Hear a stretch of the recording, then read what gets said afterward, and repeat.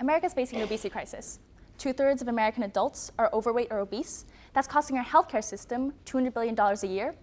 And the problem isn't getting any smaller.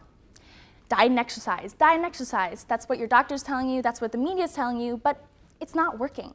95% of patients who successfully lose a significant amount of weight can't keep that weight off 5 years out. So what are we doing wrong?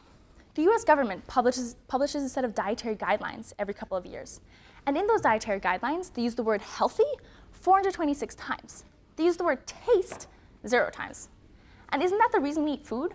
We eat food because it tastes good. I eat mac and cheese because it tastes good.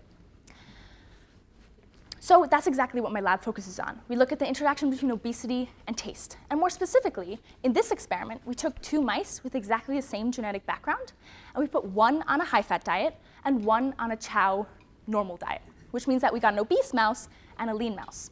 And when we looked at their taste buds, we found out that the obese mouse had fewer taste buds than that lean mouse. So that means that if we give both of those mice exactly the same cookie, that obese mice will be able to taste the amount of sugar in that cookie less, or will be able to taste the amount of sugar in that cookie less, which means that either it has to eat more of that cookie or a more sugary cookie to get the same amount of reward from the tongue up to the reward centers of the brain. And in both cases, that means eating more calories. Now, we see the exact same thing in humans, that overweight human patients have significant amount of weight loss, which means either if they want to lose weight or just maintain their weight, they're gonna have a harder time because the reward centers of their brain are telling them to eat more calories. Now, logically, that brings up the question, how can we bring tasty back? And that's exactly what my PhD research focuses on. It's subdivided into 2 parts. The first part is, can we actually diet back those taste cells?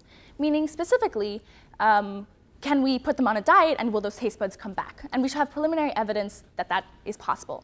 And second, can we use pharmacological intervention to actually artificially bring those taste buds back in overweight patients so that we can actually support them in losing weight, rather than what their taste system is currently doing, which is hindering them. Now, did I just solve the obesity crisis in 3 minutes? No. If I could do that, then it could save the world in 4.